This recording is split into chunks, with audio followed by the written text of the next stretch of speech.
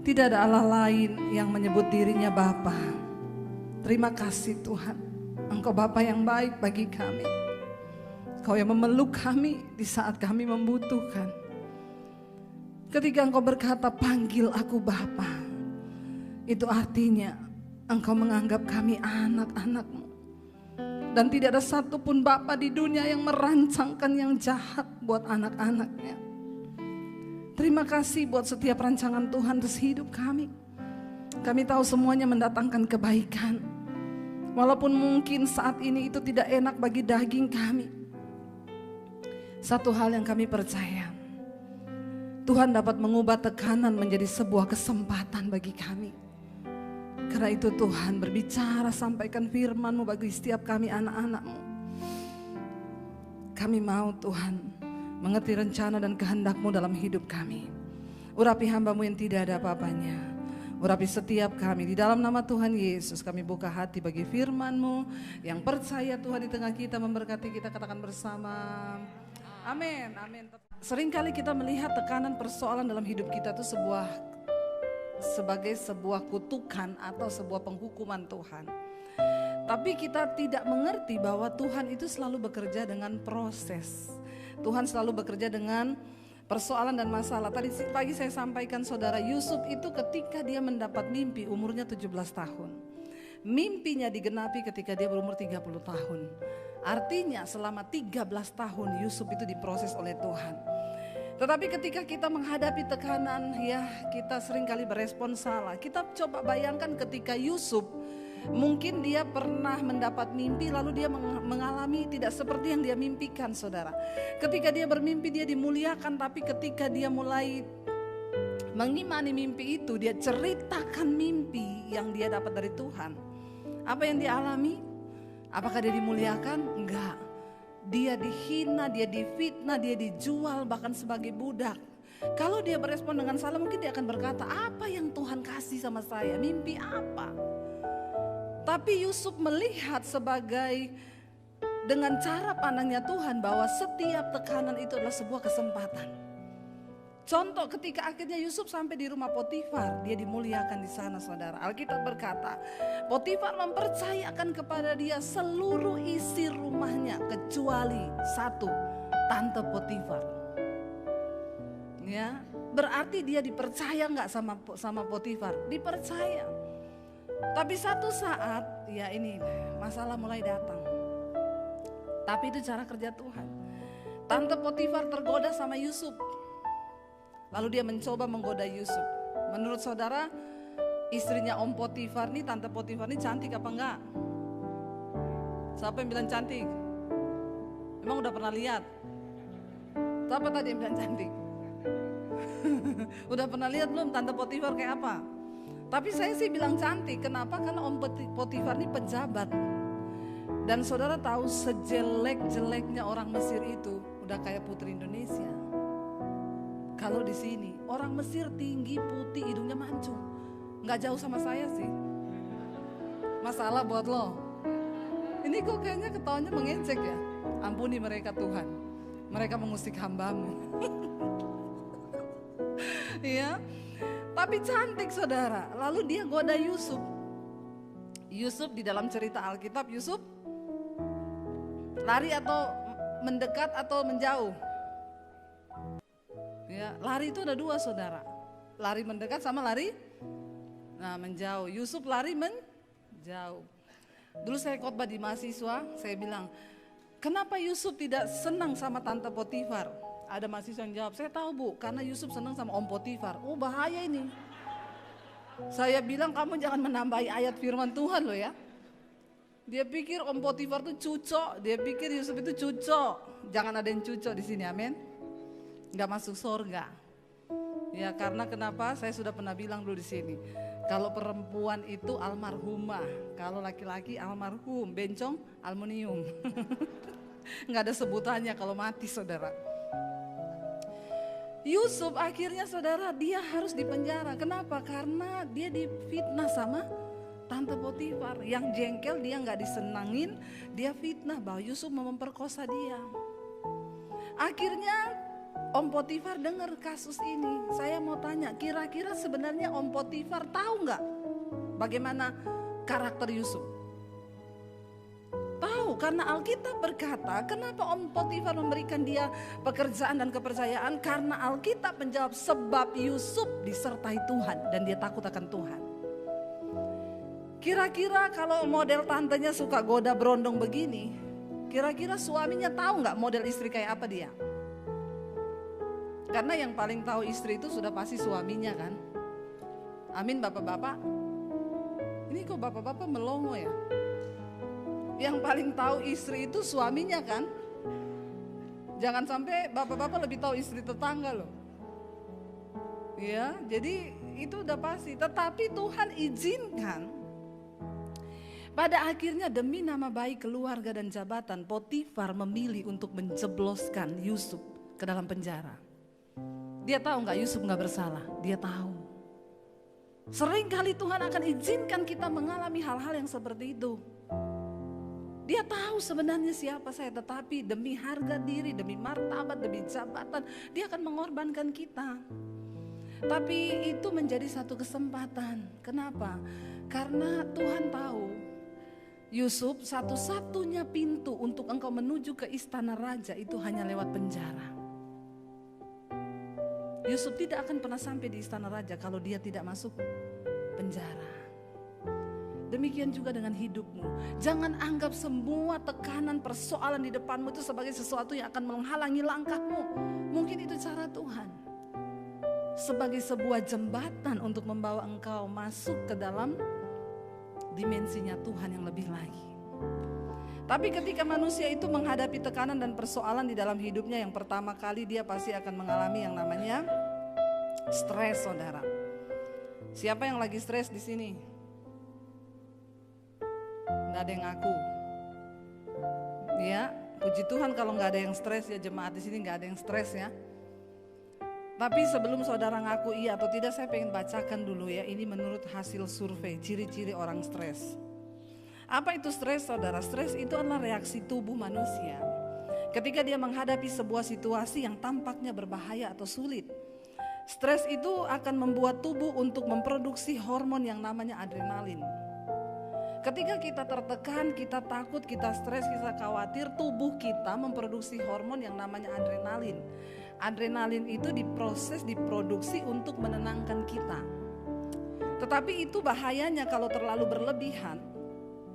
Terus diproduksi, saudara, keluar masuk ya, keluar masuk, itu berfungsi untuk mempertahankan diri. Ya, tetapi kalau bahayanya, saudara, kalau terus diproduksi ya hormon adrenalin itu dalam hidup manusia, apa yang akan terjadi?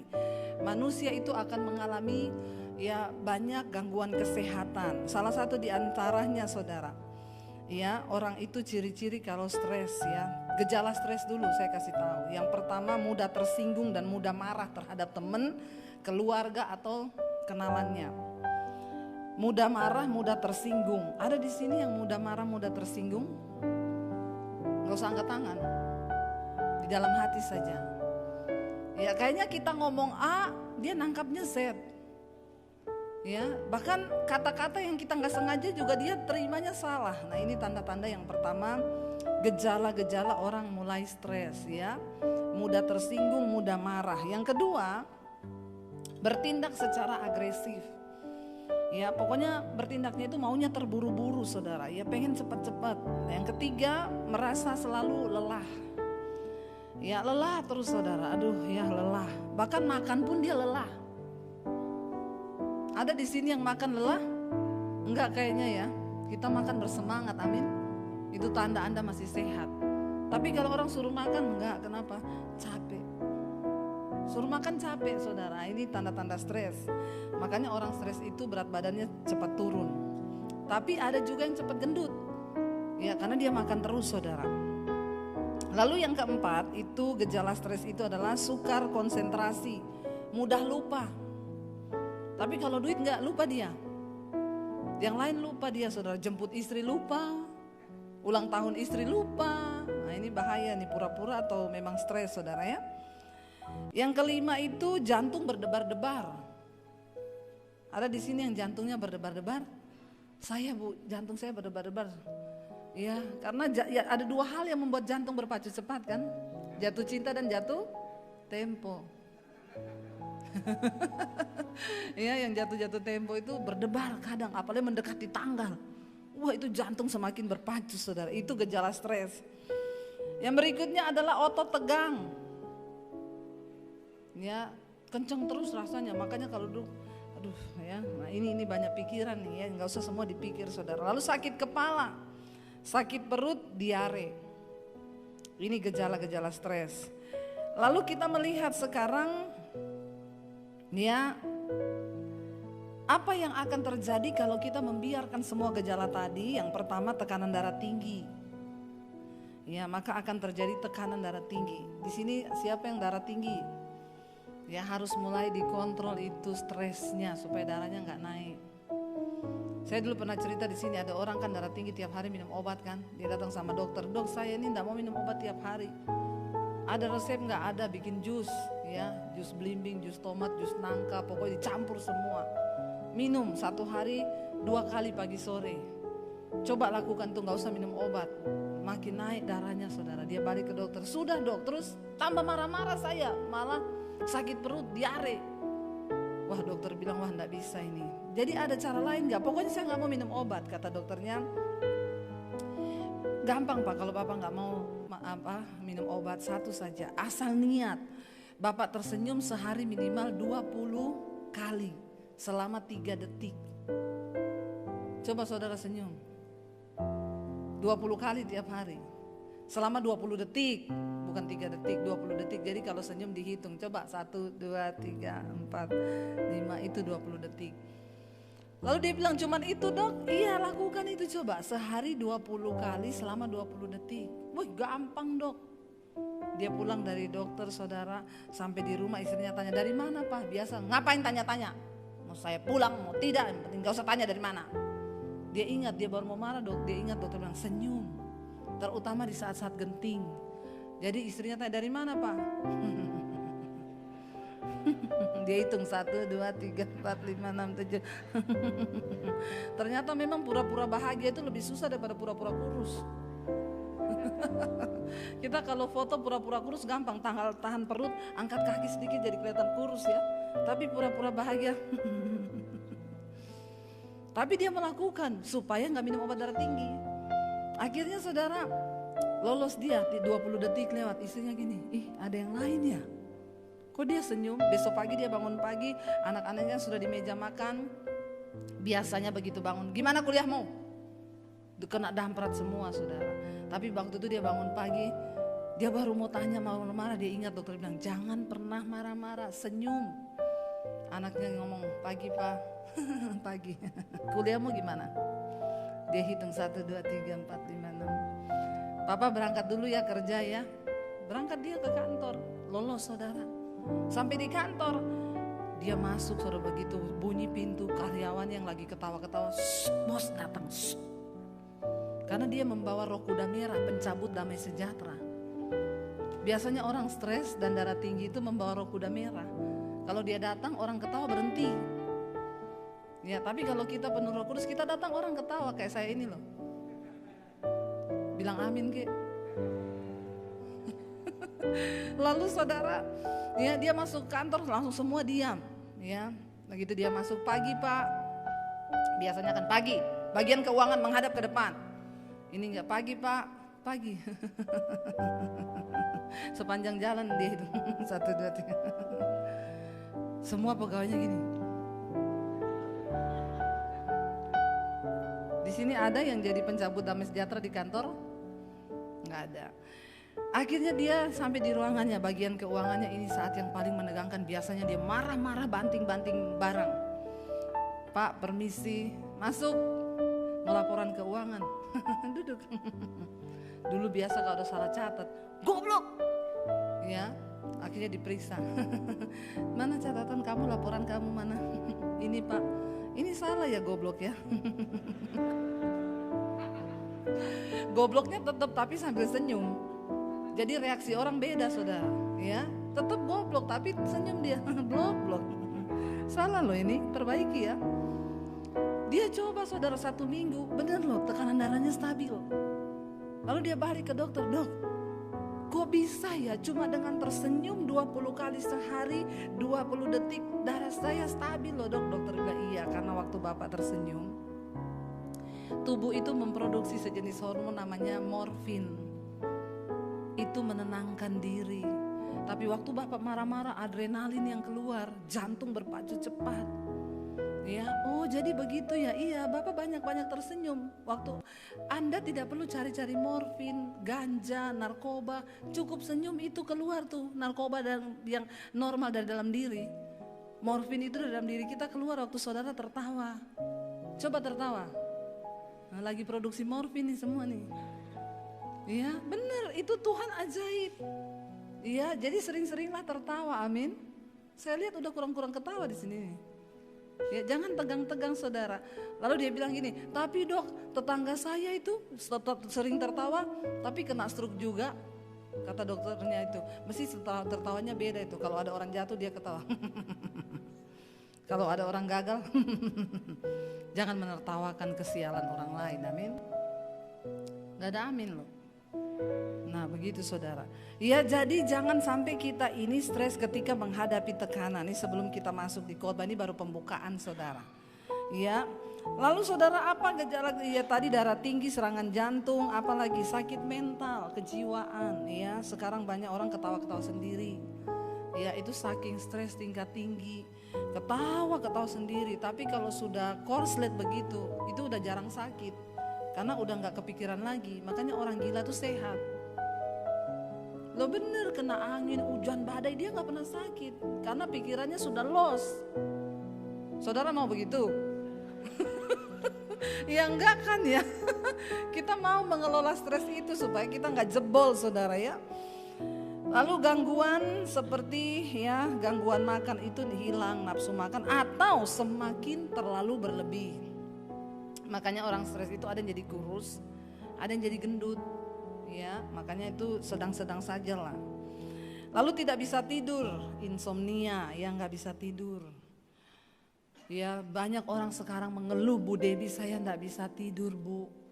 Ya kenapa ya Bu nggak bisa tidur? Ya saya juga nggak bisa. Ya tolong Ibu coba dengar misbah doa lah pasti tidur. Lalu migrain, sakit kepala, pusing, sakit mah, ya serangan asma, sesak napas, ya itu tadi. Terus ruam kulit, itu juga akibat stres. Ya kenali gejalanya saudara. Kalau engkau mulai rasa sesak napas, sakit kepala, jantung berdebar, coba tarik napas dalam-dalam. Nggak sembuh juga, tarik tunai, pergi piknik. Amin. Tapi kalau begitu tarik tunai, jawabannya saldo Anda tidak cukup, tambah stres lagi tuh. Ya, nah oke, kita sudah mengenali gejala stres. Sekarang kita akan masuk di dalam pembahasan firman Tuhan. Tuhan seringkali bekerja mengizinkan kita mengalami tekanan supaya kita menjadi tekanan itu, merubah itu menjadi sebuah kesempatan. Contoh yang paling ini di Alkitab adalah Daud saudara. Daud orang yang paling banyak menulis Mazmur. Dia di sana bisa berkata, Tuhan kekuatanku, gunung batuku, aku tidak akan goyah. Tuhan adalah perlindunganku. Saudara baca Mazmur itu semua kata-kata kekuatan dari Daud. Kenapa Daud bisa menulis itu? Karena dia mengalami. Tadi pagi saya sampaikan, bagaimana saudara supaya hidup kita ini bisa sungguh-sungguh mengalami janji Tuhan. Hidupi, alami, dan alami sendiri itu firman Tuhan di dalam hidup kita. Mari kita buka bersama 1 Samuel pasal 22.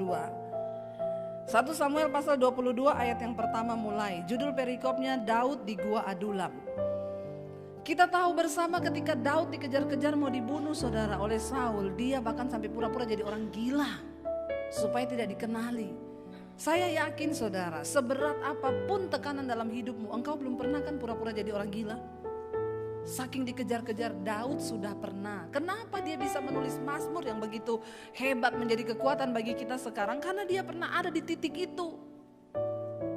Engkau tidak akan pernah mungkin bisa menjadi motivator bagi dirimu atau orang lain kalau engkau belum pernah mengalami. 1 Samuel 22, kita baca ayat yang pertama, judul perikopnya Daud di Gua Adulam. Baca bersama 1, 2, 3. Lalu Daud pergi dari sana dan melarikan diri ke Gua Adulam. Ketika saudara-saudaranya dan seluruh keluarganya mendengar hal itu, pergilah mereka ke sana mendapatkan dia. Jadi ceritanya Daud ini sudah melarikan diri dari pengejaran Saul karena pada waktu itu orang sudah hampir tahu identitasnya. Lalu dia pura-pura jadi orang gila, lalu akhirnya dia melarikan diri ke gua. Ketika saudara-saudaranya tahu Daud itu bersembunyi dalam Gua Adulam, itu mereka datang kepada dia. Sudah di dalam persoalan beban berat, mereka datang lagi keluarganya ini. Lalu ayat yang berikutnya berkata apa? Ayat yang kedua coba kita baca. Berhimpunlah juga kepadanya. Baca, setiap orang yang dalam kesukaran, setiap orang yang dikejar-kejar tukang piutang, dikejar-kejar debt collector, setiap orang yang sakit hati, maka ia menjadi pemimpin mereka. Bersama-sama dengan dia ada kira-kira berapa? Saudara bisa bayangkan Daud di dalam keadaan tertekan, mau dibunuh, pura-pura jadi gila, lari bersembunyi di gua. Datang orang-orang, lain cerita kalau dikatakan begini, lalu datanglah juga kepada dia 400 orang. Satu pemilik perusahaan, satu kepala bank. Ya ini bisa jadi donatur-donatur yang akan bisa menopang Daud. Itu lain cerita. Dalam keadaan begitu Tuhan kirim nih pasukan bodreks. Sakit kepala, yang tadi ini gejala stres semua kan. Orang-orang dan jumlahnya bukan 4 orang, berapa saudara? Dikejar-kejar debt collector. Aduh, saya pernah rasa dikejar debt collector itu jantung berdebar-debar. Ya, tidak bisa tidur. Benar, saya bersaksi depan saudara. Ini dikejar utang piutang, sakit hati. Datang berkumpul bersama-sama dengan dia. Tetapi Alkitab berkata Daud menjadi pemimpin mereka. Bersama-sama dengan dia ada kira-kira 400 orang.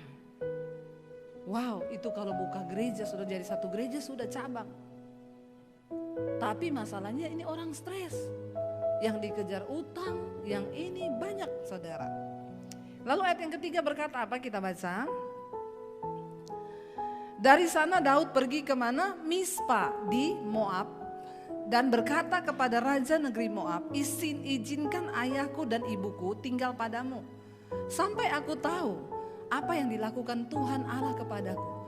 Dalam keadaan dia melarikan diri, ayahnya dan ibunya ikut dia lagi. Kadang-kadang saudara, orang-orang sekarang ya enggak melarikan diri loh. Sudah punya rumah, ayahnya dan ibunya ikut marah-marah saudara. Ya, mertuanya ikut marah-marah, nih mertuaku ini kenapa juga tinggal di sini? Oh, cerewet lagi. Ya, makanya saya belikan saja dia tanaman lidah mertua. Biar minggat sekalian. Jangan. Daud dalam keadaan tertekan mau dibunuh, ayah ibunya ikut. Ini kan jadi merepotkan. Iya, kalau pas saya dikejar mau dibunuh, bagaimana nasib orang tua saya? Tapi Daud tidak bersungut-sungut, dia carikan solusi saudara. Dia pergi ke di sana dikatakan di Moab, di Mispa, dia titipin ayah dan ibunya kepada raja di negeri Moab. Dia bilang, titip ya ayahku dan ibuku tinggal padamu. Sampai kapan? Sampai aku tahu apa yang dilakukan Allah padaku. Karena dia udah gak tahu ini mau mati, mau dibunuh atau dia masih mau tetap hidup. Tapi dia masih berusaha beri yang terbaik buat orang tuanya dulu. Dititipin sama raja berarti terjamin. Iya, dan Alkitab berkata saudara, ayat yang keempat coba kita baca di sana dikatakan, lalu diantarkannya lah mereka kepada raja negeri Moab dan mereka tinggal bersama dia selama Daud ada di kubu gunung. Dia masih sempat antar orang tuanya. Di dalam tekanan persoalan dia masih urus orang tuanya. Ya, lalu berikutnya ayat yang ke-5. Ya, tetapi Gad nabi itu berkata kepada Daud, janganlah tinggal di kubu gunung itu, pergilah dan pulanglah ke tanah Yehuda. Lalu pergilah Daud dan masuk ke hutan Keret. Saudara tahu, kalau kita lihat kisah akhirnya, Daud berhasil mengubah 400 pasukan bodreks itu menjadi pahlawan-pahlawan yang gagah perkasa. Dia berhasil mengubah hidup mereka. Tidak gampang saudara, tetapi Daud bersedia menjadi pemimpin mereka. Saya ini kalau mau tangani ini orang-orang konseling ini saudara, ya kayak begini saudara. Ya, ini WA yang masuk itu sudah puluhan ribu. Dan saya jujur saja saya tidak bisa menangani satu persatu karena saya begitu terbatas. Dan saya nggak pakai sekretaris ya, karena orang konseling itu nanya dulu, ini benar Bu Debbie? Kalau bukan Bu Debbie saya nggak mau konseling. Ya, lalu akhirnya saya jawab iya benar saya, barulah mereka konseling saudara. Saya menangani, dulu saya rasa tiap pagi bangun nih saya ini kok sakit kepala kalau pagi, kenapa ya? Karena ternyata saya baru menemukan tiap pagi bangun itu setelah ikut mesbah syukur saya buka konseling WA. Ternyata itu masalah-masalah itu memenuhi otak saya. Makanya saya tiap pagi migrain. Ya baru bangun pagi Bu, bagaimana solusinya? Ada orang konseling telepon ya, begitu saya angkat, halo Bu saya harus gimana ini Bu? Saya bilang masalahnya apa? Belum ngomong masalah, belum cerita. Begitu saya angkat, halo Bu saya harus bagaimana Ibu Bu? Ini Bu, ya saya juga bingung harus bagaimana, kamu belum cerita. Oh saya belum cerita ya Bu. Saking stresnya loh saudara. Ada loh orang begitu. Stres, tapi saya maklum aja ini orang stres ini. Ya, pokoknya ada yang marah-marah, ada yang wah aneh-aneh saudara kalau orang konseling. Tapi saya ngerti aja ya model-model kayak ikut Daud ini. Cuma selalu saya berkata kepada mereka, saya begitu terbatas, jangan cari saya, cari Tuhan. Cari Tuhan. Kenapa? Tuhan itu sumber segala sesuatunya di dalam hidup kita. Ya, karena itu saudara, Daud itu bisa menulis ya di dalam Mazmur, kalau kita lihat Mazmur 34 ayat yang ke-17 sampai ayat yang ke-19. Coba kita lihat Mazmur 34 ayat yang ke-17 sampai dengan ayat yang ayat 8 ayat 17. Baca sama-sama 1 2 3. Apabila orang-orang benar itu berseru-seru, maka Tuhan mendengar dan melepaskan mereka dari segala kesesakannya. Ya, ketika kita ada dalam tekanan, jangan berseru kepada manusia. Percuma engkau ceritakan masalahmu kepada orang, kepada iparmu, kepada tetanggamu. Stop hari ini, ketika engkau ada masalah, berseru kepada Tuhan. Jangan datang pada manusia, jangan cari pendeta. Pendeta gak bisa menolong saudara, cuma Tuhan yang sanggup. Saya mau bisa buat apa menolong saudara? Cari Tuhan, ya saya berkata cari Tuhan. Ya, jangan cari manusia tetapi cari Tuhan. Berseru kepada Tuhan. Ya, cari wajah Tuhan saudara. Lalu ayat yang ke-18 di sana dikatakan, baca sama-sama 1 2 3, Tuhan itu dekat kepada siapa? Orang-orang yang patah hati dan ia menyelamatkan orang-orang yang remuk jiwanya.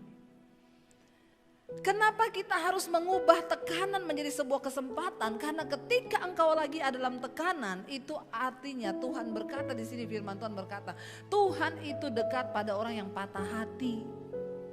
Ya, pada orang yang remuk jiwanya. Remuk itu artinya hancur. Di dalam jiwa kita ada pikiran, perasaan dan kehendak. Ya, jangan cari manusia, tetapi cari Tuhan. Bilang Tuhan engkau tahu jiwaku. Makanya Daud bisa menulis Mazmur, dia bilang, hai jiwaku, kenapa engkau gundah gulana di dalam aku? Pujilah Tuhan. Itu yang menyebabkan Daud bisa menjadi pemimpin pasukan Bodrek. Kalau enggak bisa gila juga dia saudara. Gila hadapi 400 orang begitu di dalam gua. Di dalam gua loh, saudara bisa bayangkan gua itu gelap. Ya, sirkulasi udaranya tidak bagus. Sudah gelap sumpek, isinya 400 orang stres. Daud duduk di sana mau cari angin, ada yang datang, Daud, bagaimana utang saya ini? Ya, baru datang ke sana tadi dikatakan orang sakit hati. Saya itu loh Daud, sakit hati saya. Sama istriku. Orang-orang yang dalam persoalan, tetapi Daud berkata, berseru kepada Tuhan. Tuhan itu dekat dengan orang yang patah hati dan remuk jiwanya. Kenapa dia bisa menulis Mazmur ini? Saya percaya karena dia mengalami. Daud pernah tahu berada di satu situasi yang mana jiwanya itu remuk, hatinya itu patah. Dia mengalami sesuatu yang begitu berat. Ingat saudara, Tuhan itu dekat dengan orang-orang yang remuk jiwanya. Ya, makanya sering-seringlah diremukkan. Amin. Enggak ada yang mau amin. Ya, kalau mau dekat sama Tuhan, mau ngalami pertolongan Tuhan, sering-sering diremuk.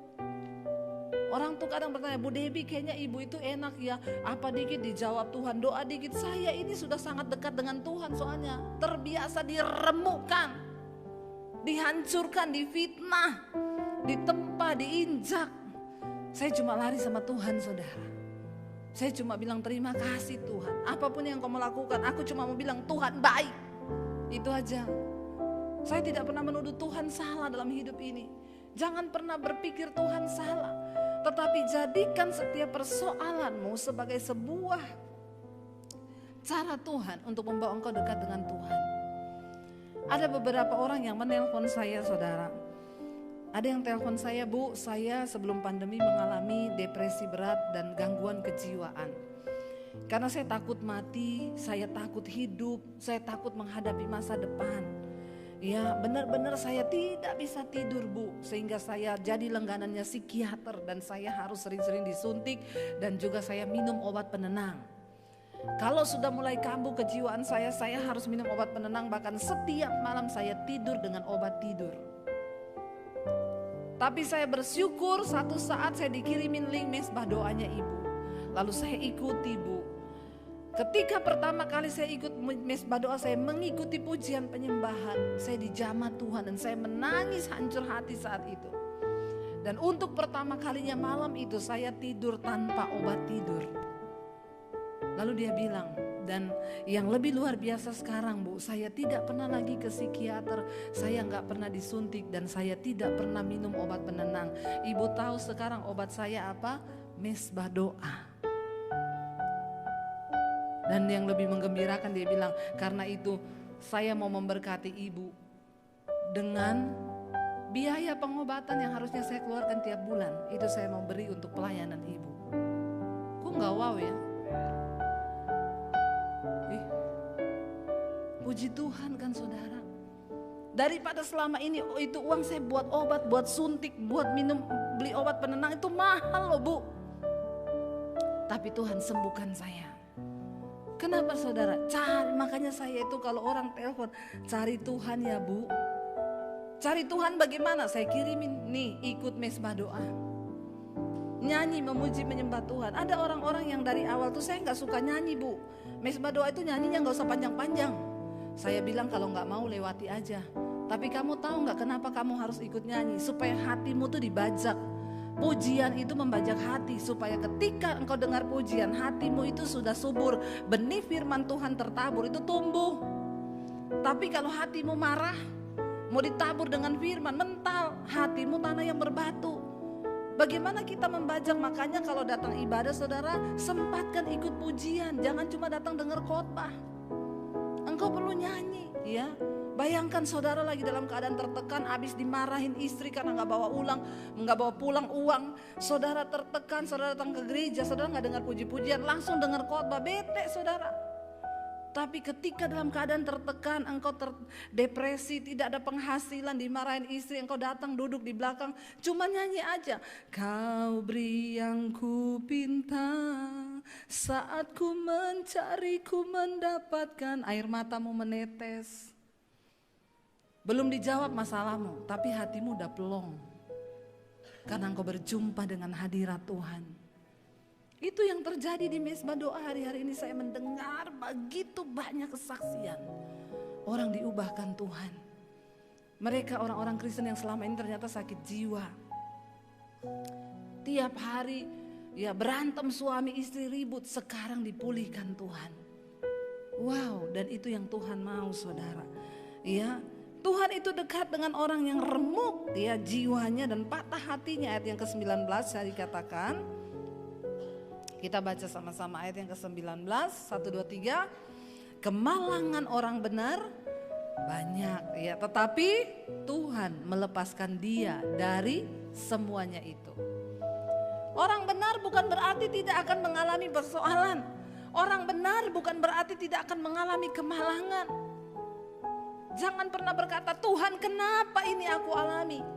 Engkau akan diizinkan Tuhan mengalami mungkin kemalangan, tetapi Tuhan berkata, Tuhan akan melepaskan dia dari semuanya itu. Untuk apa saudara? Agar engkau bisa memiliki kesaksian. Semakin banyak kemalangan yang engkau alami, semakin banyak Tuhan akan melepaskanmu, semakin banyak kesaksian yang akan engkau miliki bersama dengan Tuhan. Dan itu yang akan menjadi modal untuk engkau bisa melayani orang lain. Ya, percaya saudara, ya, tidak ada perkara yang mustahil bagi Tuhan. Mari kita pakai setiap kesempatan, persoalan dalam hidup kita pakai setiap kesempatan, masalah yang datang dalam hidup kita itu sebagai sebuah kesempatan cara Tuhan untuk memuliakan hidupmu. Seperti yang saya tadi bilang, Yusuf tidak akan pernah bisa melihat dia diangkat jadi Perdana Menteri kalau dia tidak dimasukkan di dalam penjara. Dari pintu penjara lah dia mulai artikan mimpi. Kepala penjara dia mulai artikan mimpi. Lalu raja tiba-tiba dapat mimpi, tidak ada yang bisa mengartikan. Lalu kepala penjara bilang, ada di dalam penjara seorang yang diberi hikmat untuk menafsirkan mimpi. Raja bilang, panggil dia. Karena semua ahli-ahli dan orang berhikmat di negeri itu gak ada yang bisa terjemahkan. Lalu Yusuf menerjemahkan mimpi raja itu. Dan akhirnya saudara, kita tahu bersama, Yusuf dimuliakan lewat pintu penjara. Mungkin hari ini engkau berkata, Tuhan, usaha saya sudah mengalami jalan buntu. Saya tidak lagi melihat ada hal-hal yang Tuhan bukakan. Percaya saudara, ketika engkau melibatkan Tuhan dalam hidupmu. Saya kemarin ke Blora saudara, saya waktu pelayanan ke Blora. Saya itu mampir ke salah satu butik ya. Di situ ada jemaat, Bu mampir ya ke salah satu butik. Lalu saya dikasih jaket batik itu yang beberapa waktu lalu dipakai sama Jokowi. Di Instagram dipakai Jokowi bilang ini adalah salah satu UMKM di Blora. Saya nyesel saya gak ambil jaket itu. Kalau saya ambil itu sudah kembaran saya sama Jokowi. Ya, tapi saya gak ambil karena saya bilang cowok banget modelnya. Saya pilih yang lain aja. Dia cerita, ibu tahu kenapa jaket ini ada bu? Itu sebelum Jokowi pakai. Setelah saya pulang dari sana seminggu kemudian, itu Jokowi pakai jaketnya dia. Karena Jokowi datang ke Blora beli di alun-alun. Jadi dia cerita, ibu tahu awal mulanya butik saya ini kenapa?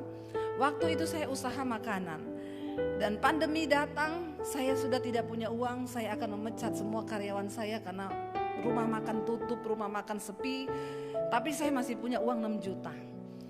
Waktu itu COVID benar-benar di mana-mana bu, dan waktu itu baju APD itu sangat kekurangan. Saya bilang sama karyawan saya, kita mati terhormat ya, mau gak? Uang yang 6 juta ini saya mau pakai beli bahan baju APD. Dan kita jahit bareng-bareng, nanti kita beli mesin jahit, kita jahit dan kita bagikan gratis kepada rumah sakit dan puskesmas yang miskin, yang benar-benar membutuhkan. Karena dia bilang, Tuhan bilang gak boleh dijual. Dalam keadaan pandemi, jangan cari untung di dalam kesusahan orang. Luar biasa kan saudara, akhirnya dia bikin saudara. Dari uang 6 juta itu dapat ratusan APD. Saat itu lagi tinggi-tingginya waktu itu Delta, Jakarta rumah sakit penuh itu APD habis. Lalu dia bagikan ke daerah-daerah ya, yang membutuhkan itu dibagikan gratis. Masih ada kira-kira 100 dia bilang, tiba-tiba ada telepon dari seorang dokter, masih ada enggak? Saya dengar di situ ada APD, iya. Bisa kirim ke Jakarta enggak? Saya bayar berapa? Oh enggak usah bayar, ini kita kasih gratis. Dikirimlah 100 ke Jakarta, rumah sakit Jakarta. Dokter itu bilang gini, ini luar biasa loh. Kita yang ada di Jakarta, masa kita dapat sumbangan APD itu dari Blora, kota kecil. Harusnya kita nih yang memberi buat mereka yang ada di desa. Tapi ini orang luar biasa dia bilang. Dan dokter itu gak tahu itu dari uang sisa yang dia punya. Dia bagi gratis. Lalu dokter itu bilang gini, orang ini layak menerima berkat orang kota. Karena dia dari desa tapi dia memberkati kota. Dan karena itu dia layak menerima berkatnya orang kota. Saya nggak tahu bagaimana ceritanya, akhirnya dia dapat link saudara, diketemukan bisa nggak bikin baju yang model jaket, tapi itu antivirus, tapi ada motif-motif batik. Dia bilang oh bisa. Dia mulai bikin desain, dia gambar sendiri desainnya, dicetak, dikirim kayak gini mau. Awal pertama dia dapat pesanan dari Polri seluruh Indonesia. Wow nggak saudara? Wow. Lalu mulai dari mulut ke mulut saudara, itu jaketnya antivirusnya dia benar-benar meledak. Dan yang terakhir kemarin tuh dipakai sama Pak Jokowi, itu Tokopedia-nya. Saya lihat aja yang nanya 600.000, Pak beli di mana ya, Pak beli di mana? Dijawab ada di Tokopedia-nya ini. Saya langsung telepon dia, punya saya mana itu yang dulu mau dikasih nggak jadi. Dia bilang udah nggak ada Bu, siapa suruh ibu waktu itu nggak mau ambil. Ya bikinin lagi ya. Iya Bu, tapi tunggu, kebanjiran orderan. Saudara, tekanan menjadi sebuah kesempatan. Waktu hatimu tulus, waktu engkau tidak pernah memperhitungkan dirimu sendiri, Tuhan itu rindu. Waktu ketika pandemi di Jakarta, saya dan suami kita tinggal punya uang pas-pasan, tapi saya berkomitmen kita bagi sembako untuk tetangga kita yang berkekurangan karena mereka nggak kerja.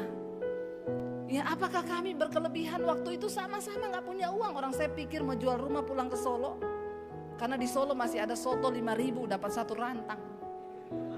Tinggal masak nasi di rumah. Itulah indahnya kota Solo. Makan 5.000 rupiah kenyang kita. Orang Solo ini memang luar biasa. Ya, giliran gini tepuk tangan. Itu namanya makan puji. Tepuk tangan buat diri sendiri, ya. Benar saudara. Apakah kami berkelebihan waktu itu? Enggak. Tapi saya bilang kita nggak akan miskin dengan memberi, karena begitu banyak tetangga saya yang mereka kos-kos ngontrak, kehilangan pekerjaan. Ya kami komitmen bagi sembako. Apa yang kami bisa lakukan? Nggak usah dalam skala yang besar, orang-orang sekeliling kita. Dan Tuhan memperhitungkan itu. Saudara tahu sekarang saya beli rumah lagi kan di Jakarta. Saya kemarin naik rumah baru tanggal 1. Rumah lama saya buat gudang sembako. Wow, tepuk tangan dong buat Tuhan. Apa yang tidak pernah kita pikirkan, waktu hatimu tuh tulus, Tuhan sanggup mengubah tekanan itu menjadi sebuah kesempatan yang tidak kita pikirkan. Dia bisa membuka jalan-jalan baru. Makanya jadi orang tulus aja, gak usah kebanyakan bulus. Karena Tuhan tuh melihat hati. Nggak usah pakai cara-cara yang tidak halal, nggak usah pakai cara-cara yang kotor. Karena kenapa? Kalau engkau menjadi kaya dari hasil yang tidak benar, maka engkau bisa jadi orang kaya tapi engkau tidak menjadi orang diberkati Tuhan. Apa bedanya orang kaya dan orang yang diberkati? Orang kaya tidak bisa menikmati kekayaannya, nggak ada damai, uangnya banyak. Tapi orang yang diberkati, mungkin kita nggak punya banyak, tapi kita dikasih karunia untuk menikmati. Amin saudara. Karena itu mari kita mau sungguh-sungguh percaya bahwa Dia Tuhan, Bapa yang baik, Bapa yang kekal. Percayalah Tuhan tidak pernah jahat. Semua yang Dia izinkan terjadi itu mendatangkan kebaikan.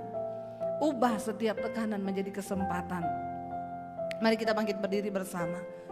Kita menaikkan pujian tadi, Kau beri yang kami pinta Tuhan.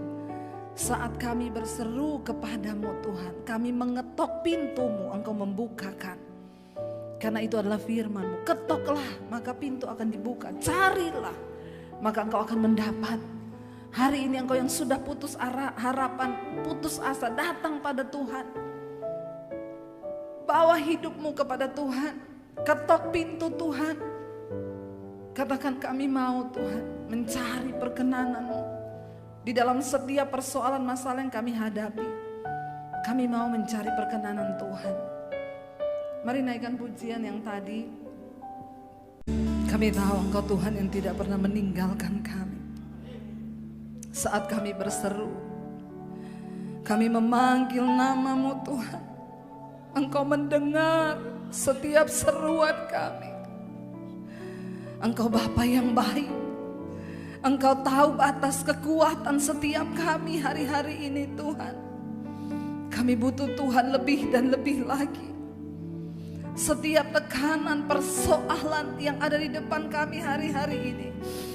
Kami tahu Tuhan sanggup mengubah itu menjadi sebuah kesempatan untuk iman kami naik semakin tinggi.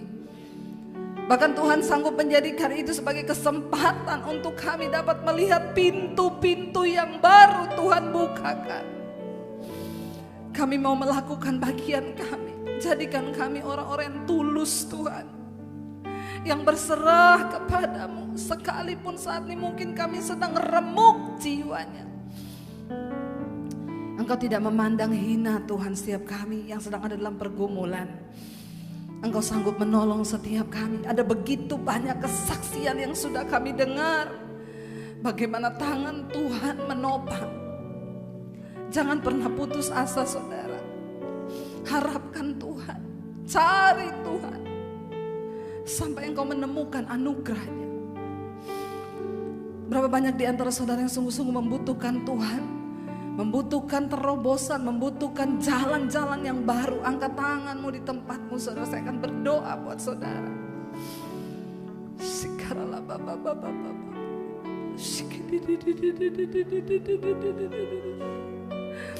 Dalam keterbatasan kami Tuhan,